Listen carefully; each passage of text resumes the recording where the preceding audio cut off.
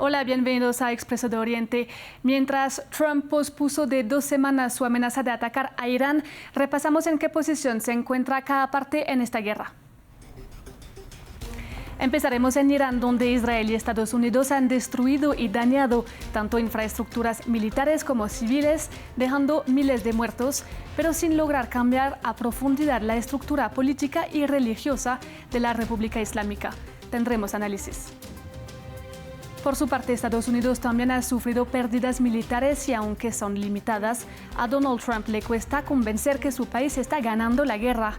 Un exmilitar estadounidense nos da su punto de vista. Finalmente iremos hacia Líbano con nuestra corresponsal Ethel Bonnet, porque allí Israel sigue ampliando su control en el sur del país, con civiles atrapados entre los bombardeos. Empezamos en Irán porque mientras Trump anunció un cese el fuego por 2 semanas, Estados Unidos e Israel han atacado intensamente a este país desde el 28 de febrero, teniendo como objetivo sus capacidades militares y con la idea de forzar un cambio de régimen. No solo han matado a numerosos líderes de la República Islámica y bombardeado infraestructuras militares, sino también objetivos energéticos, instituciones académicas, hospitales, puentes y carreteras, por citar algunos. Los civiles han sido en gran parte las víctimas de esta guerra. Según la ONG Al-Rana, más de 1.600 civiles han muerto en el conflicto, entre ellos cientos de niños.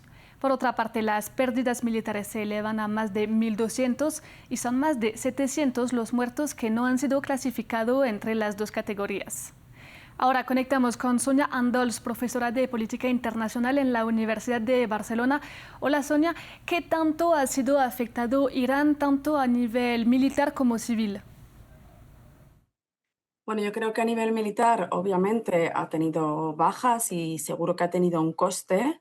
Lo que pasa es que con el régimen de Irán, como no hay presencia de prensa extranjera que esté trabajando con total libertad, solo podemos suponer, presuponer por lo que la otra parte ha dicho que ha conseguido. Entonces, es muy difícil valorar hasta qué punto el régimen o las fuerzas del Estado están realmente afectadas.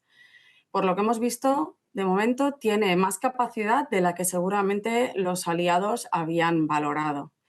Y a nivel civil no tenemos tampoco datos ni muestras de que el régimen haya sufrido un gran desgaste o que haya perdido mucho apoyo, porque al no tener información directa y contrastada, solo podemos un poco como sacar conjeturas. ¿Y qué ha demostrado Irán durante este conflicto? Bueno, Irán está claro que ha sido un poco la gran sorpresa, entre comillas, porque no se valoró suficientemente o no se supo medir la fuerza que iba a tener, tanto militarmente como a nivel estratégico y sobre todo a nivel de cohesión interna. Seguramente Estados Unidos e Israel pensaron que rápidamente el régimen podía caer y que la población saldría a las calles y tomaría el poder, pero no ha sido así. Y Irán ha demostrado que no solo tiene la capacidad militar de devolverse, sino también la voluntad de hacerlo. No le ha dado miedo devolver los ataques, pero incluso atacar a otros países que no le habían atacado, pero que eran aliados de Estados Unidos o de Israel en la región. Y lo que ha demostrado al mundo es que tiene una carta geopolítica muy importante, tanto por las reservas naturales como por el control del estrecho de Hormuz, que puede acabar afectando a la economía mundial. Sonia, y Trump dice que ya hubo un cambio de régimen, entonces, ¿qué tan preciso es decir eso? Bueno, ahora mismo no tenemos datos que confirmen que ha habido un cambio de régimen. Lo que ha habido es un cambio de líderes.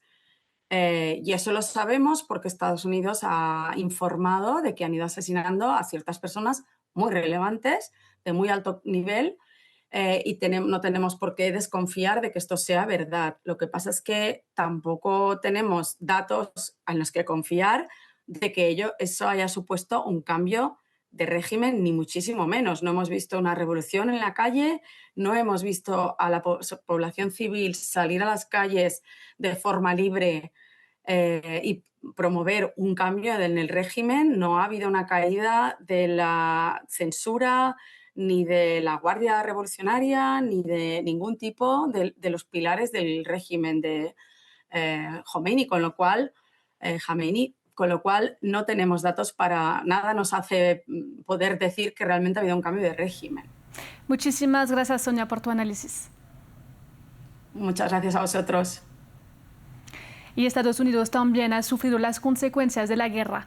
Si bien sus pérdidas militares son muchísimo menores a las de Irán, al menos 13 soldados han muerto y 80 han resultado heridos debido a la confrontación con Irán.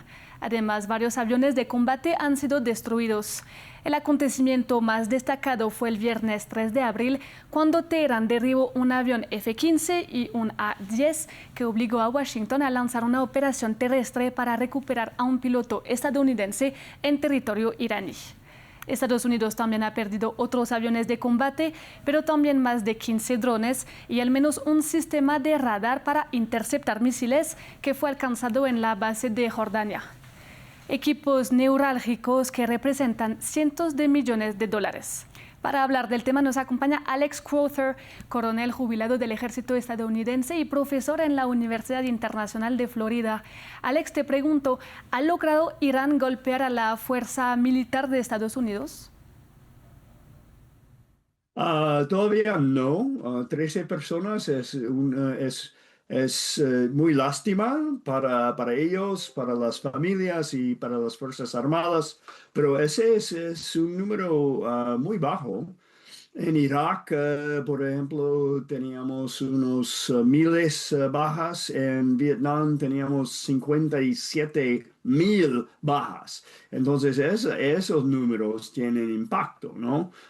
Pero 13 puede ser un accidente con un avión. Entonces, todavía no hay mucho impacto en ese número. Si ese número va a subir, tendremos problemas. Donald Trump va a tener problemas, especialmente si introduce fuerzas terrestres en territorio Irán por sus capacidades de la defensa. ¿Y qué narrativa usa Donald Trump para presentarse como el ganador de esta guerra? Él ya ha empezado sus operaciones informáticas, ¿no? Él decía que el cambio de gobierno ha llegado. Irán ya tiene un gobierno nuevo, son inteligentes y estoy hablando con ellos, dice Trump.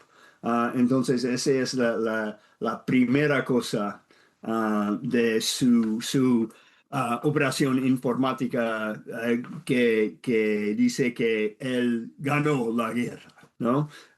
Entonces, estaré muy difícil de convencer a los estadounidenses que han ganado la guerra si el estrecho de Hormuz continúa con el bloqueo, ¿no? El bloqueo continúa.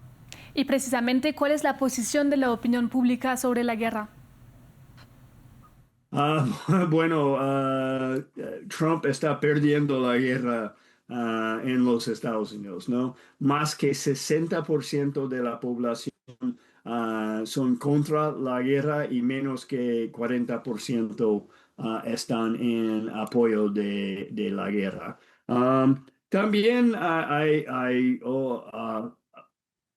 otros números muy interesantes, por ejemplo, 15% de ellos que votaron por Trump ahora tienen remordimientos, especialmente los jóvenes, los hispánicos y los morenos. Entonces, él está perdiendo apoyo político aquí en los Estados Unidos. Esa es una guerra no bien explicada, una guerra contra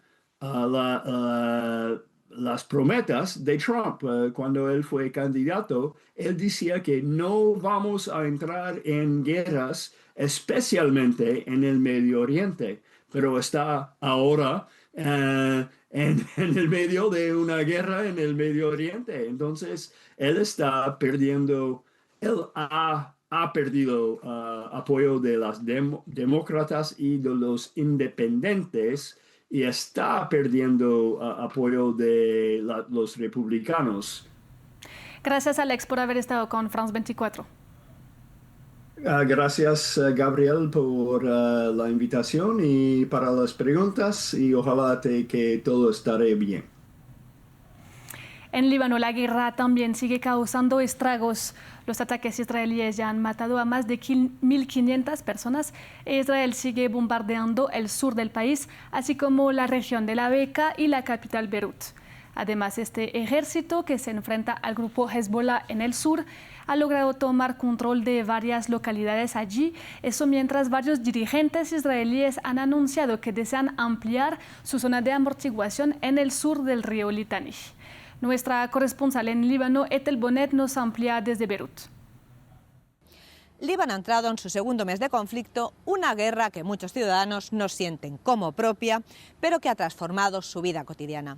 Israel avanza en una operación terrestre en el sur, consolidando varios kilómetros desde la frontera hacia el río Litani, y al mismo tiempo continúa con los bombardeos aéreos en Beirut, el Valle de la Beca y otras localidades del sur. En la zona bajo control israelí, pueblos fronterizos están siendo dinamitados sistemáticamente. Viviendas, edificios, reducidos a escombros, borrando también historia y identidad. El coste humano sigue aumentando. La guerra ha dejado más de 1.500 muertos, mientras que más de 1 millón de personas han abandonado sus hogares, en lo que se considera uno de los mayores desplazamientos recientes del país. La crisis humanitaria se agudiza y los servicios básicos están al límite. El hospital Rafik Hariri, principal centro de Beirut, ha tenido que reorganizar su capacidad ante la llegada masiva de heridos, mientras en otras regiones la atención médica funciona bajo mínimos. La vida de los civiles ha cambiado por completo. Viven bajo tensión constante, con miedo a los bombardeos y a los movimientos militares. La ansiedad y la incertidumbre son generales y muchos sienten que el Estado no les protege.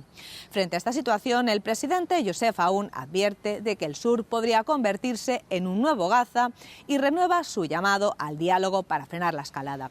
Pero mientras Hezbollah continúa atacando el norte de Israel y no se desarme, Israel no contempla opciones de negociación.